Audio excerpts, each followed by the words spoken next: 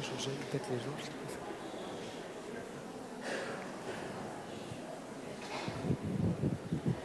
Excusez-moi, je vous gêne. Pardon, Pardon, je suis désolé. Excusez-moi, je voudrais pas vous déranger, mais vous savez ce qui se passe ici? Pourquoi il y a tous ces gens? C'est pour le congrès des pharmaciens hospitaliers, le 11e. Ah ouais? Excusez-moi si j'insiste. Vous me dites si je gêne, hein. Ne vous gênez pas, mais... Vous-même, vous êtes pharmacien? Non, je suis interne en pharmacie. Mais il y a d'autres hospitaliers ici, des médecins et quelques pharmaciens d'officine. Et pourquoi donc ils font un congrès, tous ces gens? C'est pour le... Ouais, remarque, vous me direz, tout le monde fait des congrès aujourd'hui. C'est pratique. Un problème, un congrès. Un doute, un congrès. Une question, un congrès. Vous croyez vraiment que ça sert à quelque chose, les congrès? Cette fois-ci, je peux vous dire que oui. Parce qu'avec le Brexit et les présidentielles à l'horizon, c'est pas pour les petits fours qu'on est là. Ah, vraiment? Ah, et j'oubliais le plus important. La loi Touraine. Ah oui, MST, quoi. Ouais, j'ai entendu. Il paraît que ça va avoir des conséquences inattendues. Inattendu, le mot est faible. Fâcheuse, oui. Fâcheuse? Même la profession des pharmaciens hospitaliers est concernée. Que voulez-vous dire? Seriez-vous menacé? Vous avez vu ce qui se passe dans les hôpitaux? Bah non. C'est que du business. Ce qui compte, c'est pas de soigner, c'est combien ça rapporte. Et l'éthique, alors? Laissez-moi rigoler avec l'éthique. Non mais attendez, la chose la plus importante, ça reste le patient, non? La sortie, c'est par là. Vous êtes en pleine rétrofiction, là, mon vieux. Tout ça, c'était il y a 30 ans. À votre avis, l'hôpital est financé par quoi aujourd'hui?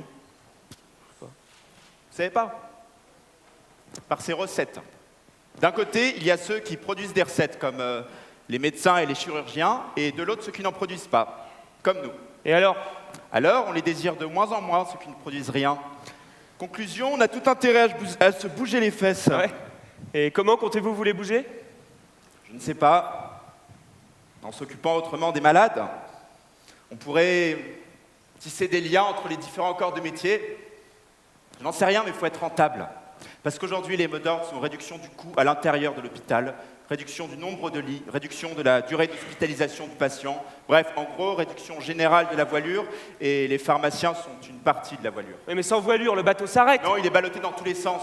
C'est ce qui est en train de se passer avec les prestataires de santé et autres services privés qui sont en train de monter à l'abordage. Ou alors, le bateau reste à quai, il ne quitte plus le port.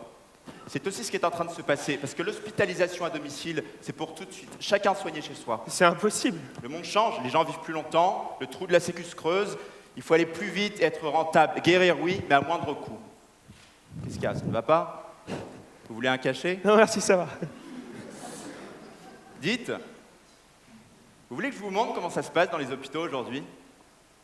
Bah écoutez, j'ai pas beaucoup de temps, mais... Ouais, pourquoi pas, ouais, ça peut être rigolo. Alors suivez-moi, ça va être rigolo comme vous dites. Et enfilez-moi ça. Ah non, non, non, ça. J'ai pas froid, je suis pas fatigué. Non, j'insiste, Mais je suis pas malade. dépêchez-vous, vous allez en avoir besoin. Alors, imaginez que vous avez été hospitalisé suite à une infection osseuse pour une résection complète des tissus infectés. On vous a enlevé un morceau d'os et on a comblé l'espace vide avec du ciment. Attendez, qu'est-ce que c'est que ce truc là? Vous êtes sûr que c'est nécessaire? Ce truc, c'est un PICC line avec valve anti-reflux bidirectionnelle à pression positive. Ah bon? Tenez-le. Vous avez donc de la chirurgie qui présente des risques d'infection et de complications, vous me suivez? On fait semblant là, on est d'accord, c'est pas pour de vrai? Taisez-vous et prenez vos cachets.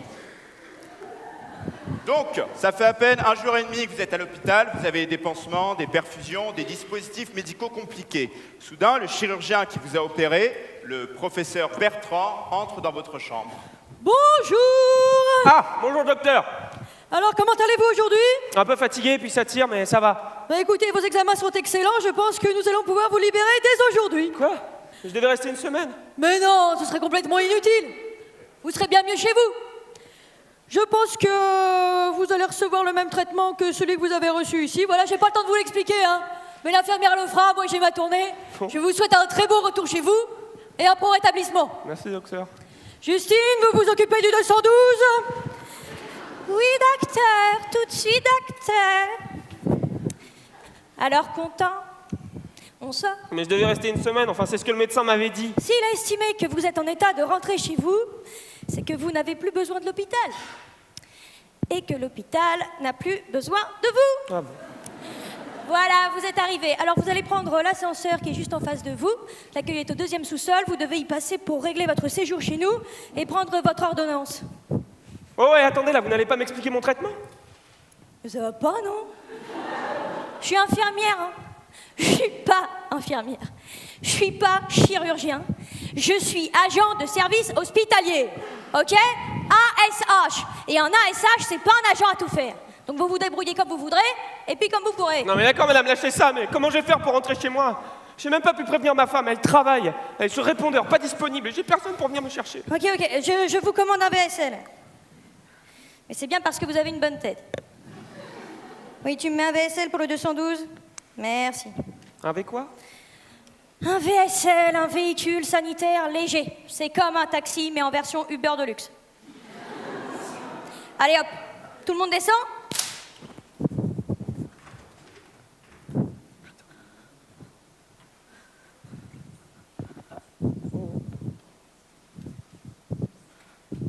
Monsieur le VSL? Oh? Au secours? Non, pardon. À l'aide? Il y a noir là. Pourquoi c'est noir? S'il vous plaît? Hello? Que faites-vous ici à une heure aussi avancée de l'après-midi? Bah j'attends mon VSL qui me ramènera chez moi. Ça fait bientôt 2 heures. Mais un simple petit bip et il sera là dans 10 minutes. Bip. Merci. Vous avez beaucoup de chance de m'avoir rencontré. Que croyez-vous que je suis? Je suis une professionnelle de la santé. Je suis ici pour vous simplifier la vie et vous servir. Ne vous occupez plus de rien, je vais tout gérer pour vous. Rien que pour vous. Je suis comme de l'eau de source qui purifiera votre quotidien et le rendra plus clair et plus limpide. Je me suis procuré un double de votre ordonnance. Et voici la réponse. Tout pour guérir et retrouver très vite votre pleine forme. Si vous voulez bien jeter un petit coup d'œil à mon catalogue de services à domicile et ma gamme de nouveaux produits. Non, merci, ça va. Je verrai tout ça en rentrant chez moi avec mon pharmacien d'officine. Il me connaît très bien, il va tout me fournir. Jeune homme, j'insiste. Et je sais que j'ai raison d'insister. Votre pharmacien d'officine est certainement un homme très bien, mais a-t-il seulement de quoi faire de vous un convalescent heureux? Voyez vous-même, on ne rivalise pas. Performante montée sur amortisseur. Pompe à perfusion, dernier cri. Pic, dernier modèle. Sans qu'on ait les canules ultramodernes, les lave-plaies, les pansements stériles. Stérile? Oui, stériles. Vous en avez besoin. Je vous en mets combien? Une boîte? Ou 2 boîtes? Ou 10 boîtes? Le plus économique, c'est les 12 boîtes. Pour 12, j'offre la 13e. On est comme ça dans la famille, 13 à la douzaine. Ça fait presque 1 mètre cube de pansement. Vous êtes sûr que je vais avoir besoin de tout ça? Mais si vous les utilisez pas aujourd'hui, vous les utiliserez peut-être demain. Qui sait? Une rechute est toujours possible. Mais mon assurance maladie ne va jamais me rembourser. Monsieur, je les connais. Elle va payer sans regarder. Mon VSL! Attendez, vous oubliez ma carte? Ma carte!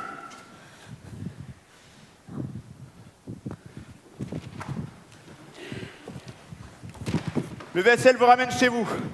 Voyez, cher ami, dans quel état vous êtes après votre sortie de l'hôpital. Complètement sonné par la gouaille consumériste de cette vendeuse de miracles. D'ailleurs, il y en a plein d'autres qui vous guettent. Il faudra apprendre à les éviter. Et voilà, vous êtes chez vous. Votre femme Justine est là. Justine? Dépêchez-vous, elle vous attend. Justine? Oh, Justine, mon amour. Je suis rentré, chéri. Justine. Mon chéri, tu es Oui. là. Oui, je suis rentré. Tu es déjà là, comment ça se fait? Ils m'ont laissé sortir, je vais tout expliquer. Qu'est-ce qui s'est Ah, passé? Mon amour. Oui. Attends, doucement, ça fait mal. Pardon. J'ai tout expliqué. J'étais en train de dormir quand une ASH m'a dit qu'elle m'avait commandé un VSL parce que vu mon ECBU, mon INR et mon ECG, je pouvais sortir. Pas besoin d'aller voir le PH de la PUI qu'elle a ajouté. On me donnera mon CR à l'accueil, ainsi que mon traitement avec des perfs IV, des PP-perf et des sols. Après, un prestataire m'a vendu des pics et des PSE. Sinon, il m'a dit qu'à cause de mon HTA et de mon SCA, je risquais une AAA ou un OAP. Il m'a aussi vendu une alarme pour que je prenne mon ATB TID, alors pétante. Et il a conclu qu'un CIMAPEC était OK. Tu crois que je vais survivre? Pas de panique. Tu es là, c'est aussi bien comme ça. De nos jours, on n'est jamais sûr de rien avec l'hôpital. Hein. Moins on y est, mieux on se porte. Tu as des médicaments à prendre, Ils quelque m'ont chose? donné une ordonnance. Alors, oula, qu'est-ce que c'est que tout ça? Analyse de sang, électrocardiogramme, échoencéphalogramme, scanner. Dis donc, ils n'ont rien laissé au hasard, hein? Tu crois qu'ils m'ont trop soigné? Ah, là voilà. Ah non, il y en a une autre. Ah, encore. Mais dis donc, il y en a plein. Il y en Attends, a fais combien? voir, fais voir. Celle-là, elle est pour l'infirmière. Ah non, non. Non, c'est celle-là pour l'infirmière. Ah, attention. Non, ça c'est pour le kiné. Ah oui, non. Donc la mienne pour mon traitement, ça doit être celle-là. Alors, montre-moi. Traité pour une infection ostéo-articulaire par rifampicine en perfusion. Qu'est-ce qu'il y a, mon chéri? Ah, ça me lance! Où ça? J'ai mal au bras, à l'épaule, à la poitrine. Montre-moi. Ah, donne-moi une aspirine. Oui, oui. Tu es sûr que c'est pas contraire à ton traitement, hein? Je ne sais pas, mais ça fait mal. Mon cathéter me fait mal. Ils t'ont pas montré comment le changer? Mais non! Ils t'ont pas donné des médicaments à prendre en cas d'urgence? Non! Mais c'est du délire! Ah oui, ah, ça fait trop mal. Et pourquoi mon bras il est tout bleu? C'est pas normal ça. Appelle une infirmière. Oui. J'aurais jamais dû sortir de l'hôpital. Hein.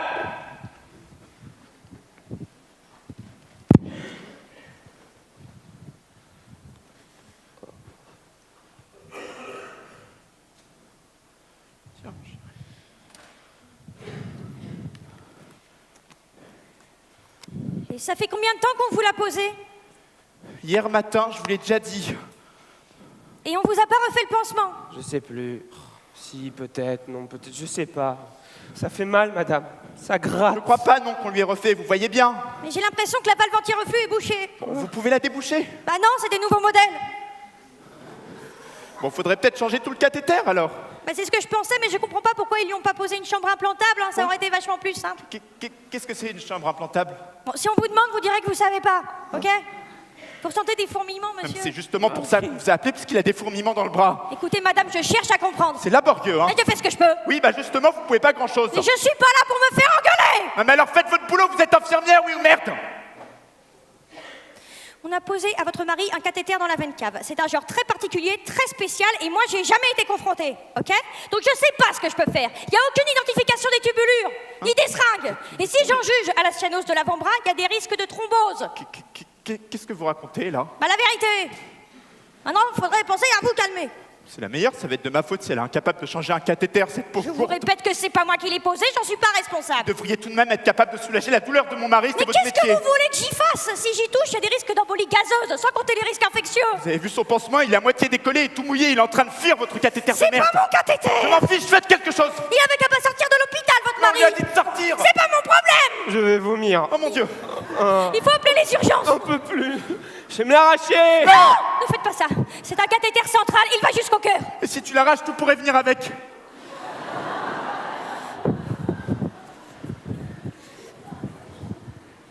On est à la pharmacie, mon chéri.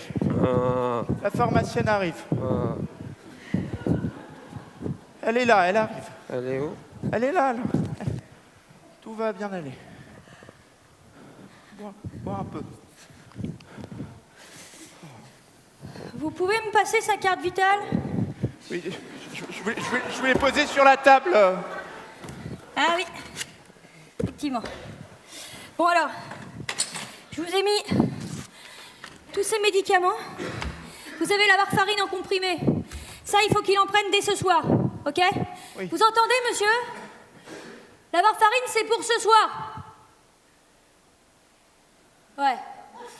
Il est un petit peu choqué, hein, c'est normal, c'est le stress post-opératoire. D'accord. Ce qui est plus inquiétant, c'est qu'il ait pleuré des larmes de sang. Hein. Ça, faudra peut-être consulter un ophtalmo. Oui. Il fait pas d'hypertension artérielle par hasard? Non, je crois pas, non. Ok, bon. En cas de douleur, c'est Zintiva diclofenac. C'est un générique du Voltaren. Celui-ci vient d'Inde. Je sais pas pourquoi on vous a filé ça, mais... Ça, c'est pas plus de 6 fois par jour et de préférence aux heures des repas, ok? Parce que ça attaque pas mal le foie. Oui. Il est pas sensible du foie? Non. Il a pas de problème d'alcool? Non, je crois pas. Tu picolerais pas un peu par hasard en ce moment, mon chéri? Hein? Ok. Ensuite, vous avez aussi le rifampicine IV et la lévofloxacine à lui administrer par perfusion. Ça, c'est l'infirmière qui le fera. D'accord. Ok? Je peux pas vous dire encore comment ni dans quel ordre. Hein. Il faut d'abord que le chirurgien le professeur... Bertrand. Ah, Bertrand, Oui. voilà, il faut d'abord qu'il me confirme la procédure et puis la posologie aussi, hein, parce que tout ça me paraît quand même très inhabituel. Ils répondent pas? Non. Faudrait qu'il se dépêche parce que moi, dans 10 minutes, je ferme. Hein. Alors, vous avez aussi les lave-plaies, les compresses et 3 lots de pansements stériles. Et pour le cathéter, comment on fait du coup? Ben, pour ça aussi, j'ai besoin que l'hôpital me confirme. Hein. Ah. Parce que c'est un modèle tout récent que je connais pas et il y a besoin d'un DMS. Donc, Un quoi? un dispositif médical stérile.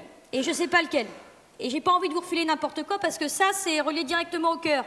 Donc une mauvaise manip, une erreur de dosage et je vous raconte pas les emmerdes. Bon, je vous mets sur haut-parleur, ok? Oui.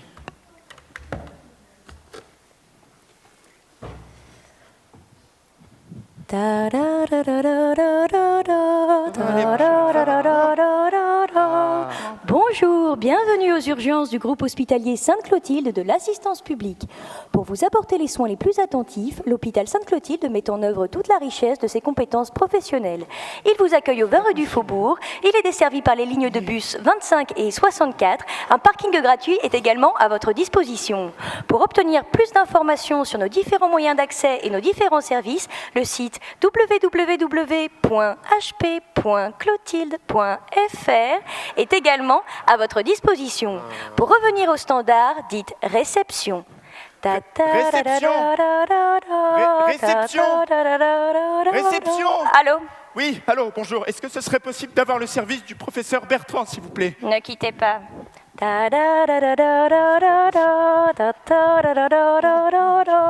Bonjour, bienvenue aux urgences du groupe hospitalier Sainte-Clotilde de l'assistance publique. Pour vous apporter les soins les plus attentifs. Allô?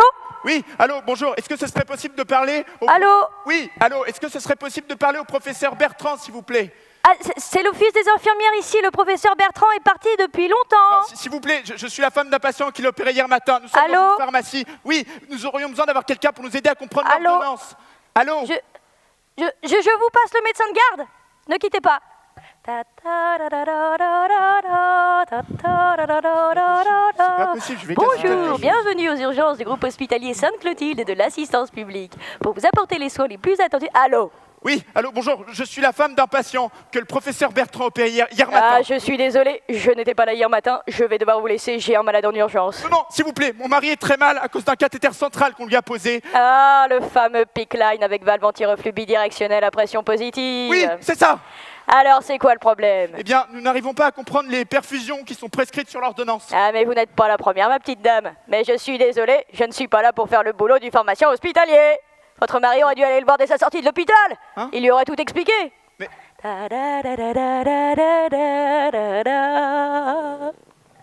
Alors? Qu'est-ce que vous en pensez? Je pensais pas que c'était aussi grave. Mais c'est à cause de quoi tout ça? Oh, toute une conjugaison d'éléments. L'hôpital est une immense industrie. Chacun défend sa peau comme il peut et personne ne veut céder.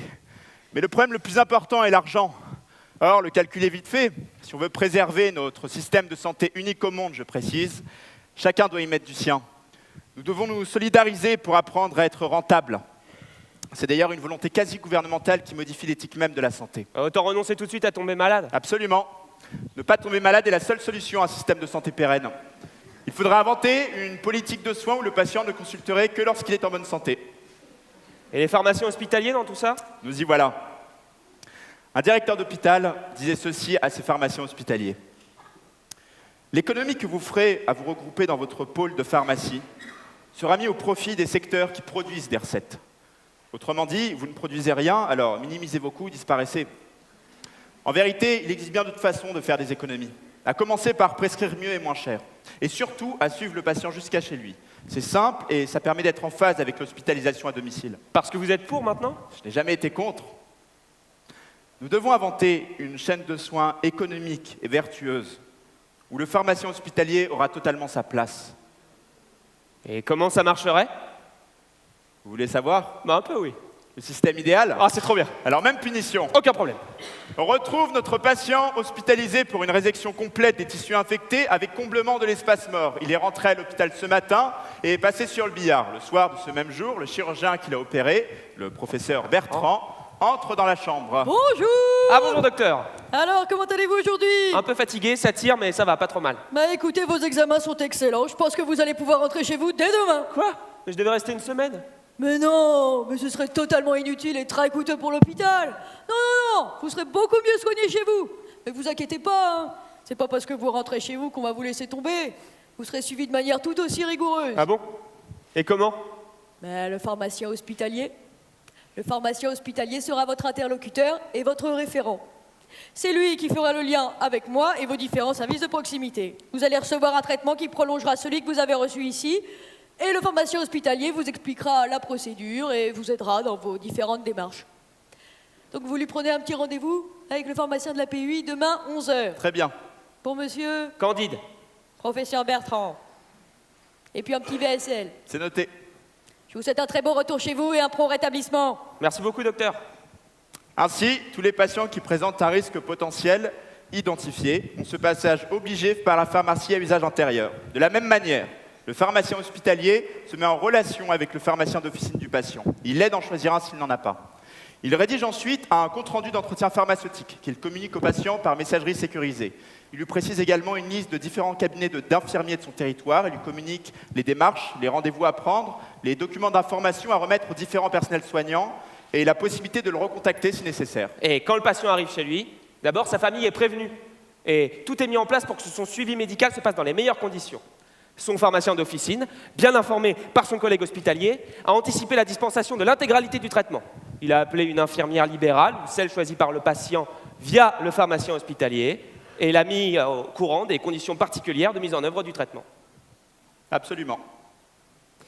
C'est marrant, c'est la première fois que je vois une pièce dans laquelle le personnage principal est absent. Vous voulez parler du pharmacien hospitalier? Bah oui. Vous oubliez que je suis moi-même interne en pharmacie et que des pharmaciens hospitaliers, il y en a plein la salle. Non mais je voulais dire sur scène. S'il n'est pas assez présent sur scène, c'est peut-être qu'il ne l'est pas assez dans la vie. Je vais être franc avec vous et vous dire ce que je comprends. Je vous écoute. Il y a un job à prendre. Vous me surprenez, par qui? Par le pharmacien hospitalier. Justement, s'il veut prendre de l'importance. Écoutez-moi et dites-moi si je me trompe, mais jusqu'à aujourd'hui, sa fonction essentielle, qui justifiait sa présence aux côtés des soignants, c'était le contrôle de la prescription, la dispensation du médicament et l'assurance que la traçabilité de l'ensemble de ses actes est assurée. Vous avez absolument raison, oui. Ouais. Il y a un vieux proverbe qui dit que les gens qui nagent dans le sens du courant, eh ben, ils font rire les crocodiles. Oui. Demain, le patient sortira plus vite de l'hôpital. C'est dans l'ordre inévitable des choses. Oui, mais s'il est bien entouré, ce patient, où est le problème? Eh oui, c'est ça, hein. Le nouveau rôle du pharmacien hospitalier. Être d'une part en amont, au plus près du patient et du praticien prescripteur, et d'autre part en aval, suivre le patient, maintenir du dialogue entre le patient, le praticien prescripteur et le pharmacien hospitalier, tout en maîtrisant les coups de soin délivrés. Il doit faire à l'extérieur ce qu'il fait à l'intérieur. Et dès lors, son rôle sera rentable. Vous avez diablement raison, oui. Et s'il ne prend pas cette place, le pharmacien hospitalier, eh bien d'autres la prendront. D'ailleurs, ils sont déjà sur la ligne de départ. Vous avez tout compris, vous me surprenez. Mais pardon, je suis désolé, il est quelle heure? On parle, et moi j'ai un rendez-vous, je dois partir. Ah ben non, je vous en prie, asseyez-vous et participez au débat, vous êtes plein de très bonnes idées. C'est vraiment gentil, mais vraiment, je dois partir. Au revoir. Au revoir à tous et bonne chance pour votre congrès.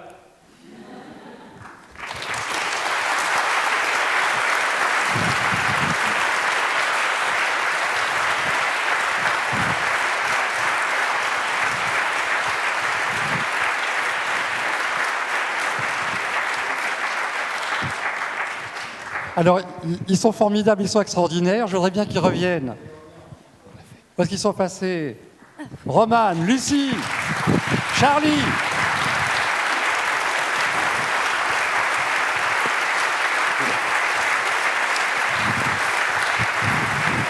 Merci beaucoup.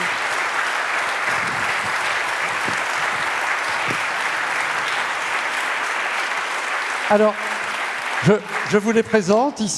Ils sont tous les trois en fin d'études au Conservatoire national supérieur d'art dramatique de Paris. De ce conservatoire sont sortis les plus grands que vous connaissez tous. Alors, la liste est très longue. Sandrine Bonner, Azéma, Jean-Paul Belmondo, etc. Moi, je leur souhaite une belle carrière, vu que, voilà, ils rentrent dans la vie professionnelle tout de suite. Alors, Lucie Grunstein, Charles Faber, Roman Jaeli, qui en plus a assuré la mise en scène.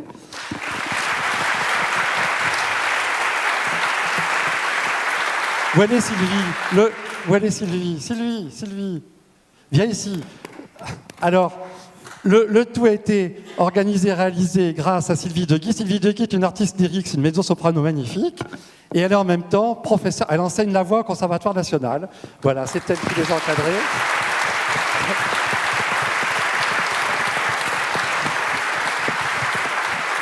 Et je vous dis un mot de l'auteur de la pièce. Il s'agit d'Emmanuel Schaeffer. Emmanuel Schaeffer, il est comédien, metteur en scène. Il est auteur, il écrit pour la télé, pour le théâtre, pour partout. Il n'est pas là ce soir parce qu'il est au Japon sur une autre aventure. Voilà, en tout cas, il nous a envoyé un petit toy-toy, un petit merde depuis le Japon. Voilà, on le remercie. Et il a un talent extraordinaire. Voilà. Donc, encore un gros merci à eux. Des gros applaudissements.